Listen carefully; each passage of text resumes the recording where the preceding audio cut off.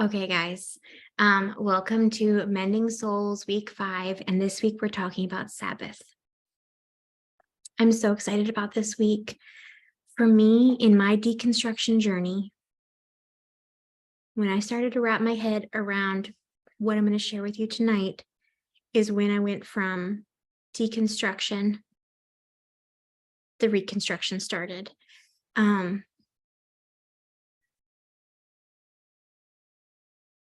So I'm just going to tell you the story. I'm going to trace the thread of Sabbath through the Bible.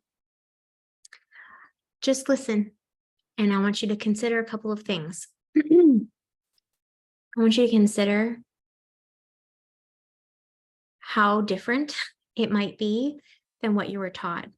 I want you to sit with that. And I want you to feel free to have all the feelings about that, the anger, the questioning, like why, literally why. I think also the clarity, like this makes so much sense. This makes sense of why our churches were the way they were, of why Christianity has impacted politics and history the way that it has. And also, like, I want you to wrestle with like what this tells us about what God actually cares about and what God actually calls us to, and what it would look like if the church actually did these things. Okay, so let's get started.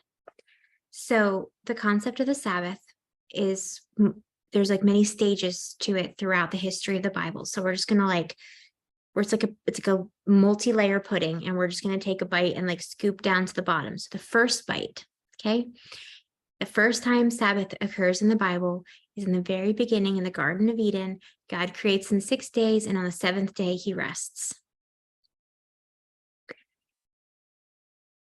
And side note, it's really not important if you think those were 24-hour literal days. All that Christianity requires is that you believe that God created. Doesn't really matter. Yeah. And if you are a 6-day literal creationist, that's amazing. If you aren't, that's okay too. It does not have to threaten your Christianity. Sorry. So this is just a side note. Okay. So there's actually been a lot of really good writing and speaking, teaching on rest over the last maybe decade. And that's been really good and a huge corrective, because our culture was not doing well in that department at all. But the thing that's super interesting about most teachings about rest is that they are, they find their foundation in our brokenness, right? Like we need rest because if we don't, like our brains can't handle it. Like our mental health suffers, our bodies suffer, our relationships suffer, our culture suffers. But the thing about the creation story is that we're told that rest, the command to rest, the 7-day rhythm of 6 days of work and the 7th day of rest, is built into how the world works, how God works, and predates the brokenness. It predates us being our feeble minds and our broken bodies. It's something that we need, not just because we're broken, but because we are human, because we are relational beings, because we are beings with souls. It's something that you'll find out later on that even the ground gets, and the plants and the animals get. And so, yeah, that's something to think about and ponder. Why that God calls his people to rest, not just because they're broken, not just because they're hurting, not just because they need rest. There's something intrinsic about rest that is good for us, even when we're living in a good world where there's nothing wrong. So I just want you to think about that. Like, there's no conclusions to come to. That's just something to spend the rest of your life pondering the mystery of. Okay, so that's stage 1. Now we're gonna take another bite and scoop down further, and we get to after the Exodus, you have the Israelites in the wilderness, and God sends them manna, and he talks to them about the Sabbath again. He says, so as I talked about in the first week of this course, that manna represented liberation of being free from the oppression of food, the oppression of time, the oppression of work. And this is to a people who were previously enslaved, right? So God is giving them the Sabbath, and he's saying that, first of all, everyone has to rest, including their livestock, their slaves, like everybody. Everybody has to rest. Nobody is exempt from this gift of rest and this gift of manna. Okay, so there's like so much that you can say about like equality, about what this is teaching the people about the value of humans, living beings, created things, and that we're supposed to care about, we're supposed to care about I'm supposed to care about my slaves' rest. And, what would that do to a person over time? If they're every week having to care about this person's rest, maybe they begin to realize that slavery isn't restful and care about their rest so much so because they've been putting their bodies through the practice of offering rest and seeing the value in this person getting rest, that eventually slavery became basically non-existent in Israel, almost unheard of, because it was almost discipled out of them. Okay, but I'm getting ahead of myself. So manna, God has brought them out of slavery, but the whole story of manna is like, we're trusting God to provide for us. Our identity is not in our work. It's like all this stuff, right? It's the fact that, you know what, even if I don't work, I'm still provided for. And also like, man, I guess, it's almost like speaking to our ego. Like, I guess my family doesn't really need me to provide for it because it's already happening anyway, right? Like, I'm not the Messiah. I'm not God. I'm not in control, right? It's all of those things as well. But mostly it's about oppression, and the kinds of oppression that God wants to free people from is not just enslavement, because a large portion of the people of Israel at this time were enslavers. They were the oppressors. They were Egyptians. We are told that it was a mixed multitude that left Egypt. And so God wants to free people from the oppression of being oppressors, the greed, the cruelty, the hierarchy and authority structures that don't care about them, the world systems that are evil and corrupt and colonizing and racist and sexist and, that care more about profit over people and wealth creation and hoarding resources, right? Freedom from all of that, like just freedom from all of that stuff, and freedom to be in relationship with God, and freedom to spend time being in relationship with each other, because that's what you do on the Sabbath. You can't work, you're in your tent, so you're feasting, you're creating, you're enjoying, you're relating, you're napping, so you are resting. But there's so much more to it than just resting, right? Okay, so then let's take the next bite, and then later on, God is at Mount Sinai giving them the law, and part of what he gives them in the law is a series of festivals. So there's a lot of them, and all of them are part of this Sabbath idea, and all of them are about rest. So in addition to one day out of every 7 that you're supposed to rest, there are additional days every year, many days every year that you're supposed to rest. And there are several festival weeks, whole weeks, in addition to the every 7th day that you're supposed to rest. And in addition to that, there's a whole month out of the year that you're supposed to rest. And then, yeah. So what would this do to a country if it were to adopt a schedule like that of rest? It certainly wouldn't be a global superpower. It would actively be losing profit. It would actively be letting a lot of labor go unused. It would be actively foregoing a lot of wealth creation and, domestic GDP and profit and power, and ability to, compete on the global marketplace.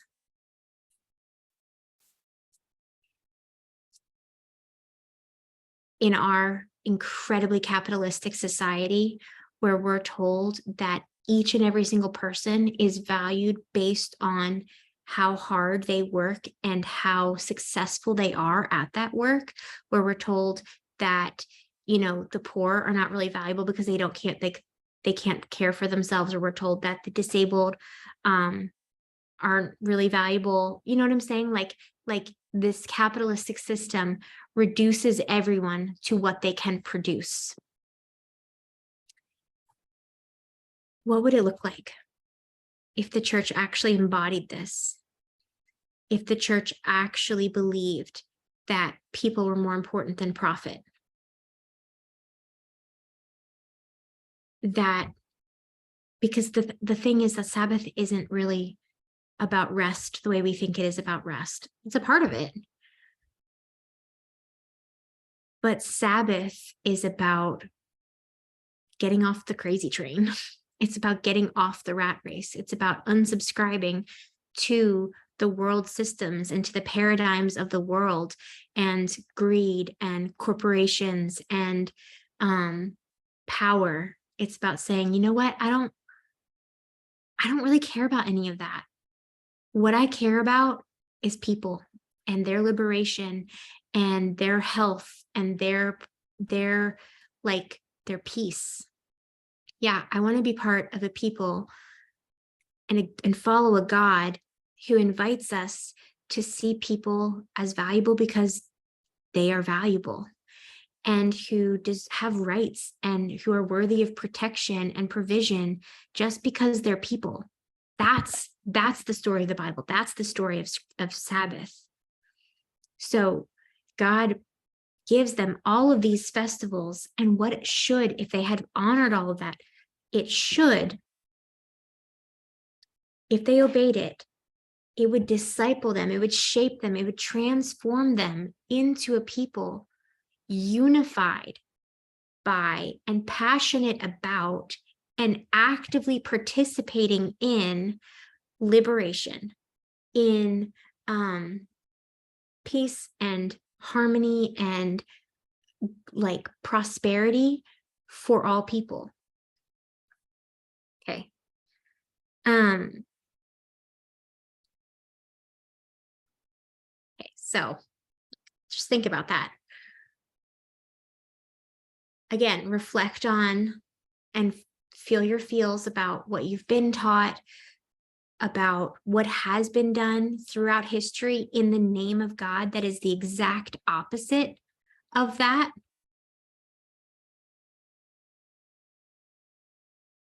And then I just want you to start to imagine what it could look like.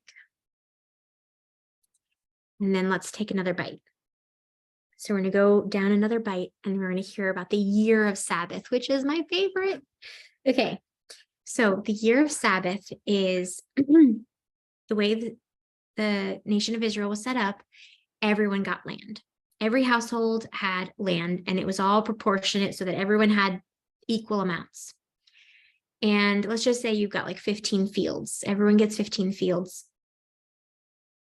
Each of those fields would be put on a 7-year rotation, not all at the same time. Not all of your fields are going to be hitting the 7th year at the same time. But when each field hits the 7th year, you're not allowed to do anything to it. It rests. God calls his people to give the land rest. And so you could be like, oh yeah, because like fertilization and like we can have nutrient, our soil can become nutrient deplete and not be able to like produce well, right? So this is really actually about productivity. No. Yes, that is somewhere in there, is that there is a blessing that you'll actually end up having more in the years later after the field has rested. But that's not what it's about. It's not about productivity. So let's just imagine that this field that we have that is resting is a vineyard. Guys, how much work goes into a vineyard? I don't even know, but I know it's a lot. You gotta worry about pH. You have to like cultivate them. You have to prune them a certain way. You have to like breed them or whatever it is, them a certain way so that you can have like the best grapes to produce the best wine, right? You get 6 years to pour your heart and soul into these vines and make them the healthiest, the highest quality, the producing the most grapes possible. And then on the 7th year, you are not supposed to touch them.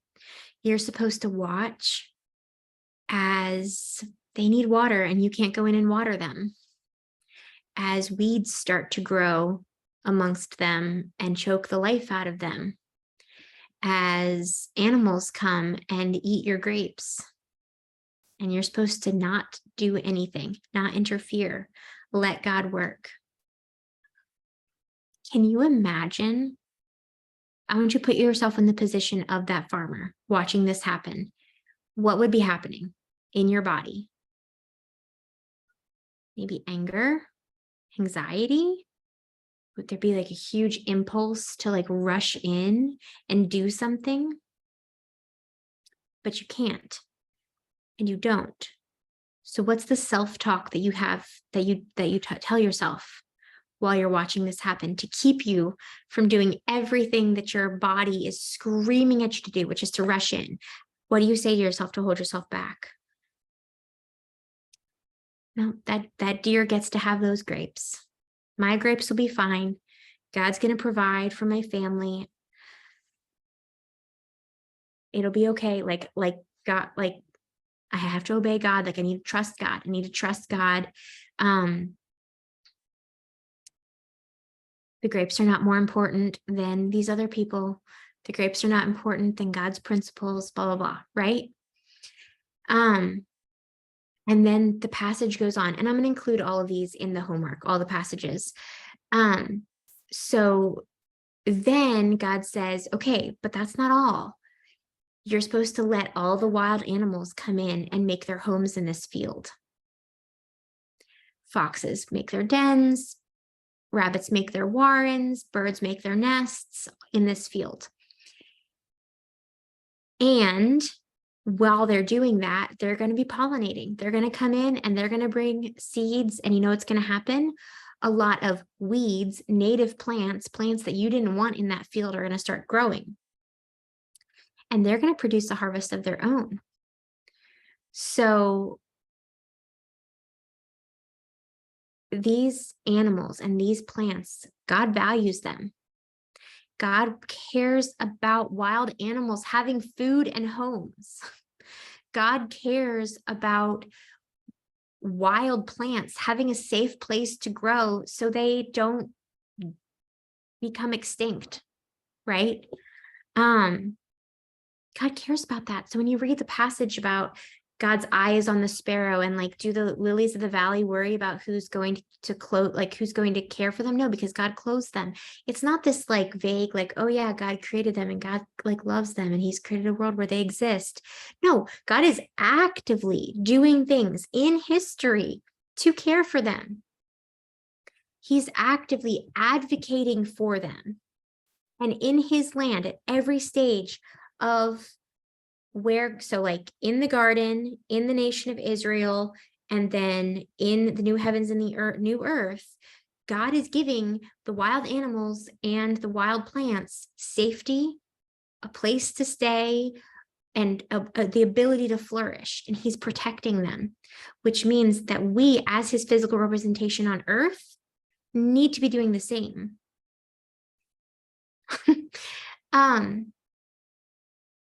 Okay, so, but there's like a whole other layer to this, guys. This is like so dense. So there's a whole other layer to this where this field, you didn't touch it for a whole year and it still produced fruit, not the fruit you intended. I mean, it did. It's some of the grapes are still going to grow, right? You're still going to have a harvest of grapes. And that happened even though you didn't do anything. So there's like something that happens with our ego there, right? Like, oh, maybe I'm not as necessary. Maybe I'm not as important. Maybe I'm not as amazing. Maybe I'm not as responsible for, like, maybe I'm not the reason I'm successful. Maybe it just would have happened regardless of who I was, because this, like, it's just how it happened, right? Maybe I'm not special. Okay. But there's also, I didn't plan for that plant to grow. Like, that's a weed that came up and it produced this great bumper crop of wild berries or whatever it is, right? And so in taking a step back, God is producing fruit that we didn't plan, we didn't prepare for, we didn't work for, and we didn't harvest, and it's still there. Yeah. Wasn't what we wanted, but we benefit from it anyway, right? Like, it's there.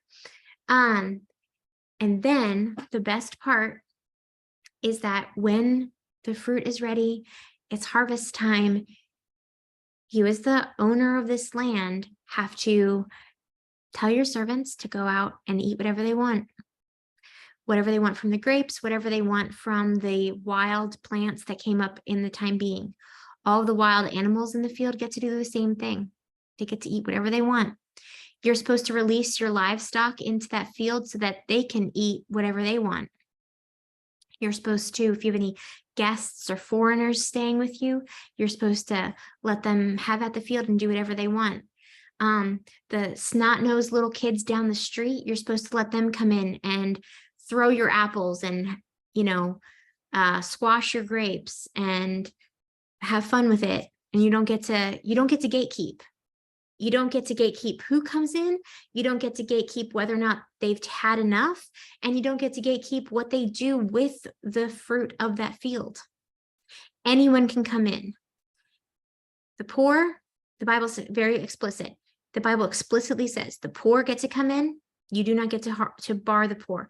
The foreigners get to come in. You do not get to bar the foreigners from coming into that field and taking whatever the heck they want. Your neighbors, your servants, your livestock, the wild animals. The only people who are not allowed to take from this field during this year are the owners of the field. That is it. What does this do?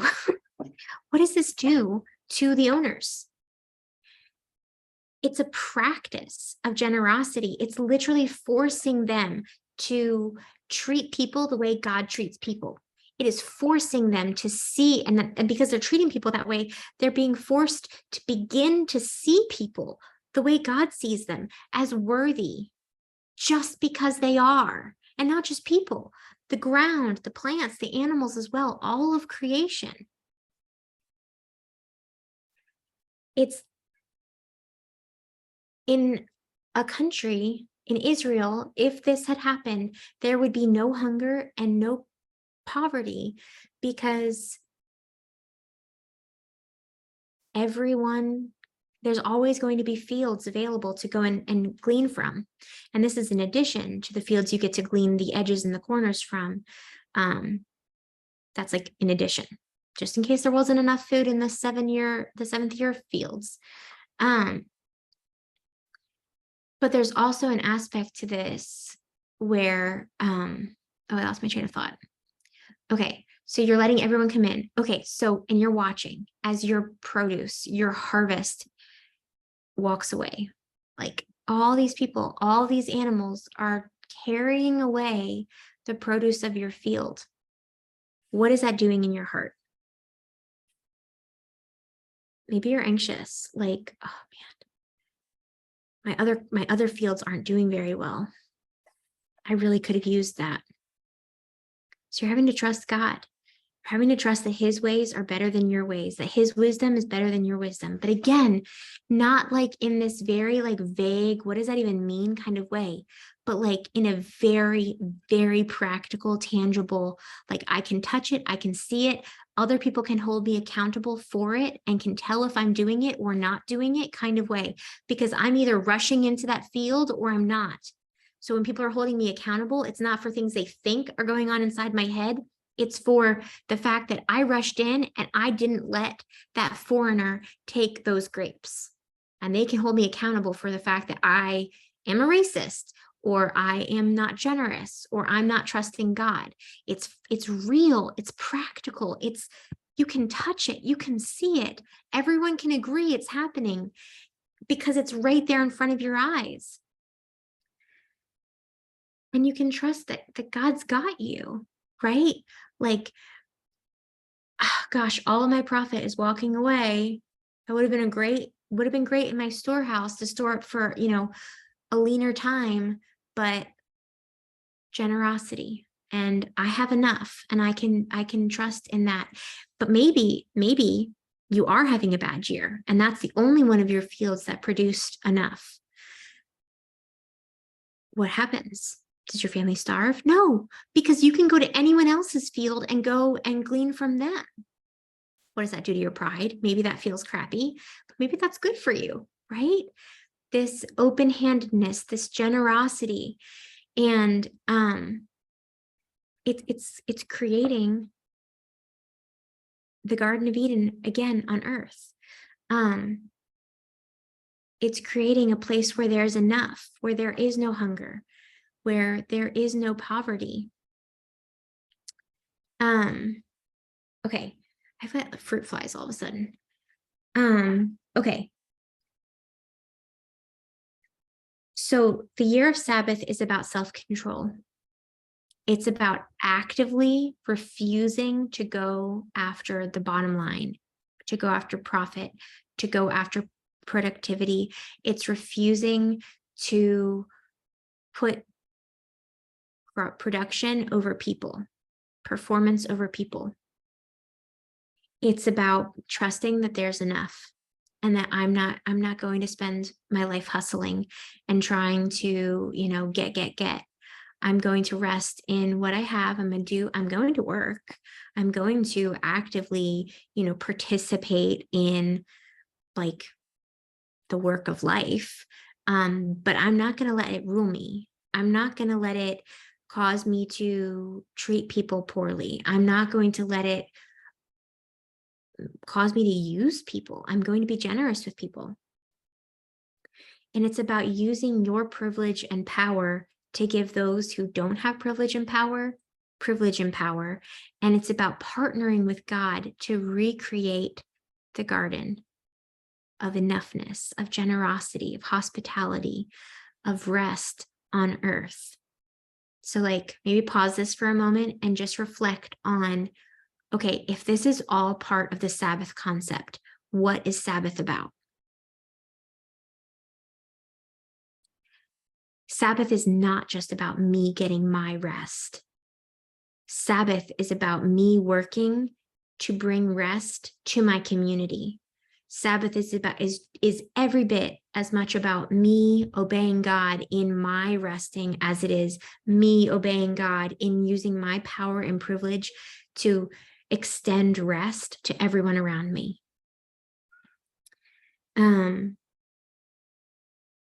Okay. So that's my favorite bite of the pudding. But let's go down even deeper. My second favorite bite of the pudding is the year of Jubilee. So once every 50 years, you have this year of Jubilee. And this is the year where it's like a refresh. Everything starts over. So in the nation of Israel, like I said, every household gets land. But at the year of Jubilee, it gets reshuffled. So new people will have come into the land, foreigners, slaves, and all of them at the year of Jubilee become landowners and become actual, like full 100%, no longer God-fearers, but actual covenantal Israelites with land. They get to be part of the family. They get to have all of the rights and privileges that any other Israelite got.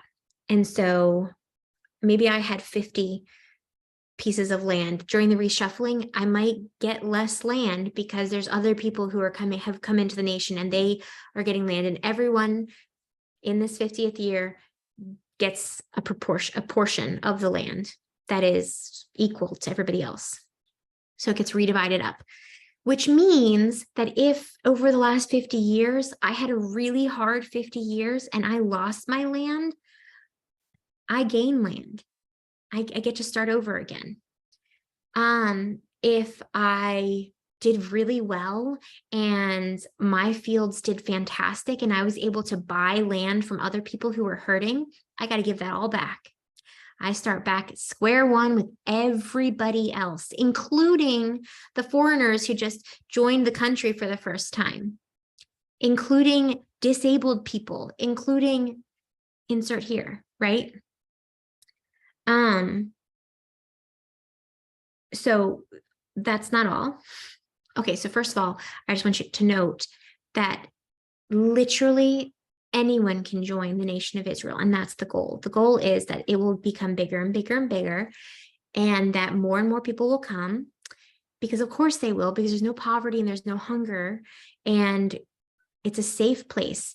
Who is this nation going to appeal to? It's going to appeal to the oppressed people. And so oppressed people are going to be flocking to this nation because they can eat. They can be landowners.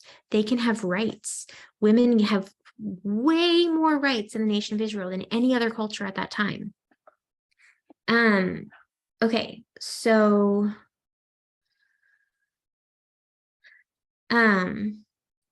Jubilee is also where all of the debts that you've accumulated are forgiven. So if you've loaned money out to people, you have to forgive it.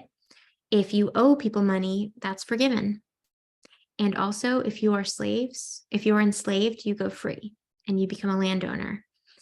So Jubilee is about how God's home, his nation, the Garden of Eden, whichever phase we're in, is about rest for everyone. Anyone can join, become a full part of the family and earn all the benefits therein. Rest and Sabbath is about sacrificing our bottom line for another's liberation and peace. It's about, no one gets to really accumulate wealth in this country that God is designing, because it always goes back to square one every 50 years. There's not that generational wealth, but there is property ownership for everyone. So everyone has enough. And in the moments where they don't, there's provision for that as well. And there is an open door so that anyone can come and join this party at any time and celebrate. So that's the end of Sabbath in the law. But then we have like the history chunk of the Bible, and we see some of how this plays out. We see people fail to uphold the Sabbath principles, and we see people succeed to do so. My favorite story of someone succeeding is in the book of Ruth. Boaz is a picture of a wealthy person, a landowner, who not only obeys the Sabbath laws and the Sabbath principles that God has taught him, but he goes above and beyond. It's like he's not just obeying the letter of the law, he's obeying the heart of the law. And we know from the text that most of the people at his time were not, because he tells Ruth, don't go harvest in other people's land because they won't treat you poorly. They'll bully you. They'll assault you.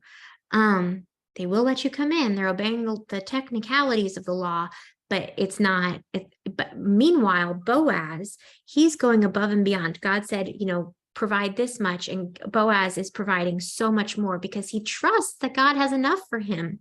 He knows he doesn't need to accumulate this much wealth. He enjoys being generous. He throws a party for his harvesters all the time, and he's hospitable to them. He welcomes them in. He gives them food. He gives them shelter. He tells the people working his field, his employees, to protect the poor coming in and harvesting from his land, gleaning from his land. Boaz is like the perfect embodiment of what it looks like at this time to live these principles out. And Ruth is the perfect embodiment of someone who is able to benefit from this system and become a full member in the nation of Israel. She does not remain poor. She does not remain needy. She does not remain the recipient of the generosity. She becomes so much like such an Israelite that she's literally the great, great, great, great grandmother of Jesus, right? And that's available to everyone, full membership into this. The power and the privilege is accessible for everyone, for real, not like in the American dream way, where if you guys just work hard enough or have a unique enough idea and everything lines up right, maybe you'll make it. But you're also going to have to step on a lot of people along the way and abuse a lot of people along the way and buy into a lot of corrupt systems to do that. This is like for real. So that's in the history, we see people succeed and fail. Then we get to the prophets, and you guys, reading the prophets, once you begin to understand what Sabbath is really about, that it's not just about rest, that it's about liberation, that it's about generosity and hospitality and diversity and inclusion and valuing people and not profit and seeing everyone as equally valuable and all these things. Once you begin to understand that Sabbath is about not my rest, but our rest, that I'm supposed to be working just as hard for everyone else's liberation as I am for myself. And that I'm supposed to be trusting and depending on God and following his principles to do it and not stepping on other people and pushing other people and hoarding resources in order to, bring about freedom for myself and for others.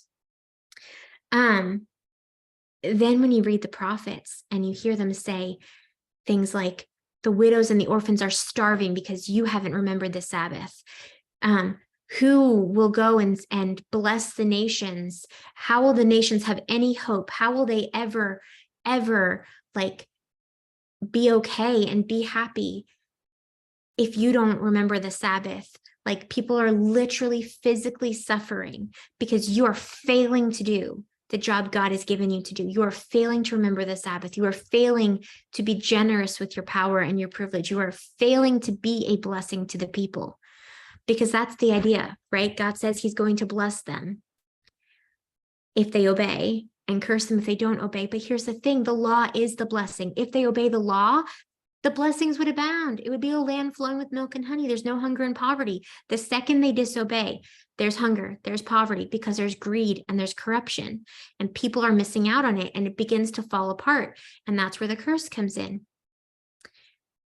The law is the blessing. Pause it and just think about that. Ponder it, dwell on it, meditate on that, because you guys,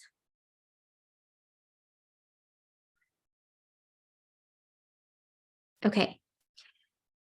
So the prophets demand, call for, try to get the nation of Israel to do what it's supposed to do. Very much like, I think, the moment of history that we're in now, where we have people calling for the church to actually do what God taught, but instead they're like, so another thing the prophets say a lot is okay, so you celebrate the feast days, you sure, you don't start a fire on the Sabbath. You're not following the Sabbath. You think you're following the law. You think, oh, the law, the law, the law. You're not following the law. You haven't had a Jubilee year yet.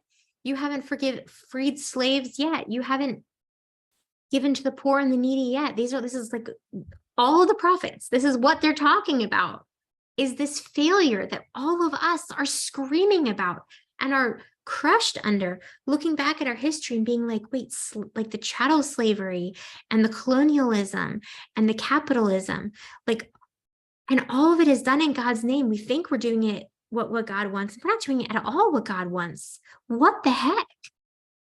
Well, how did we get so off? Like, let's return to what is true. Let's return to these principles. Okay.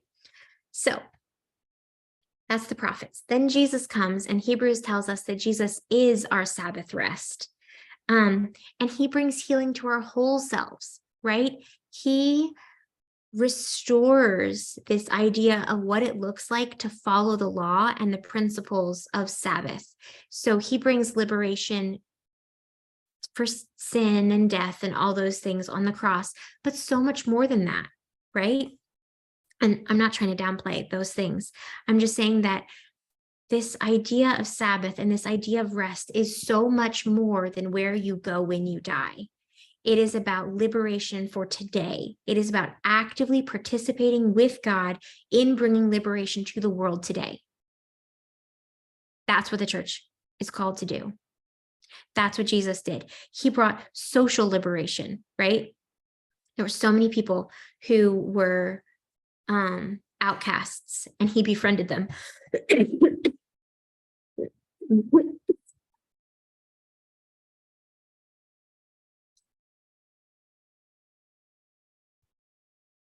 Well, you're real itchy my throat. But not only that, there were people who were literally barred from being able to participate in society because they were lepers or blind or whatever. And he removed the thing that hindered them, the thing that they were under the oppression of, so that they could be in society and receive the benefits of that. He also brought about religious liberation. He said, no, this law, the way you guys are carrying it out, it is oppressive and it is evil. It is corrupt. It is not at all what God has called you to. And he gives us a new way to be, right? He shows us how to partner and with God for the flourishing of all of humanity through restoring their relationship with God, but also through caring for their bodies, caring for their relationships, loving them, being good friends, right? He also brings about physical healing. There were so many people who were oppressed by chronic illness and disability, and he removes that. So yeah, the idea of Jesus being our Sabbath, like if we look at the life of Jesus, we realize that it's actually not something new. The echoes of Eden are there, yes, but also echoes of everything, excuse me, that God taught in the Old Testament law and what he called his people to. The principles that we find in Jubilee and in the year of Sabbath are all there in Jesus's life and death and resurrection.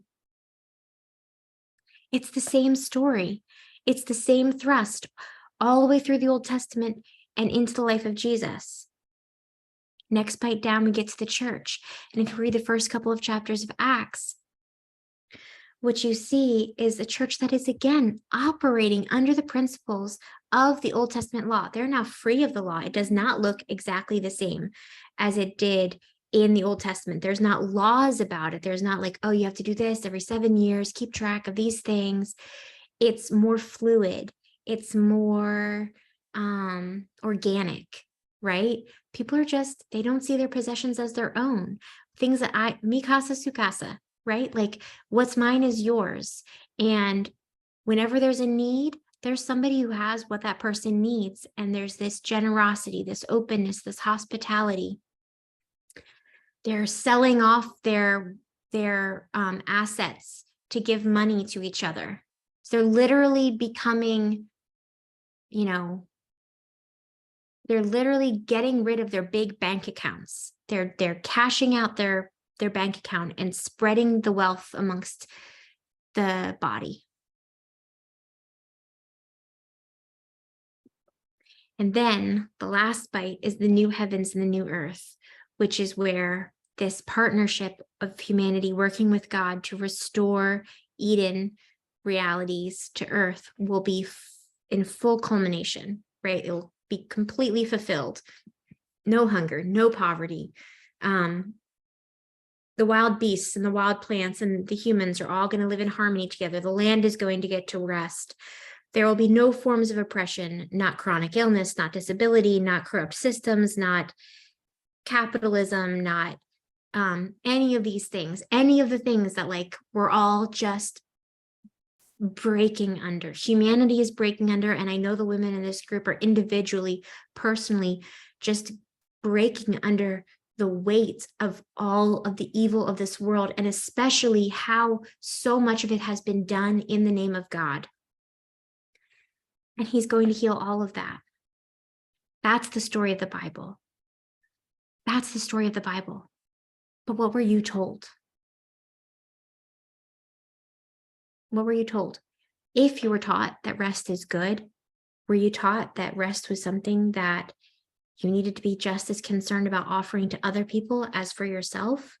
Were you taught that God calls you to not hustle and try and store up a ton, but to actually be very open-handed and not gatekeep your generosity, but give to anyone who asks without question, knowing they won't be able to pay back their debt? Because that's the other thing.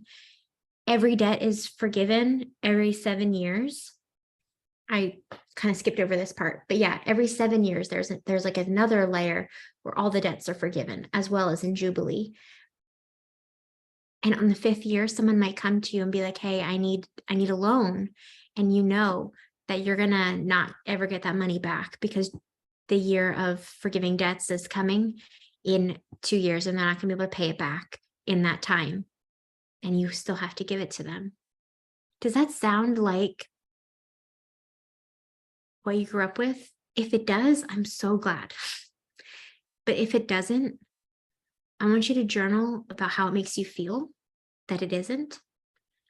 And I want you to journal about how it makes you feel about God, that it, like, what is this thread? What is this theme of Sabbath? Like, what are your thoughts? What are your feelings? And I'm really, really looking forward to hearing those thoughts and feelings this week in Zoom. Maybe go ahead and I will end at the normal time, but I think I'm going to make time for us to talk longer if you want to, because I think this one's really important. So if you can stay longer and continue talking on Zoom this week, I'll add like another half hour to an hour. Yeah. So let's talk in Discord on Marco Polo, and then I'll see you in Zoom.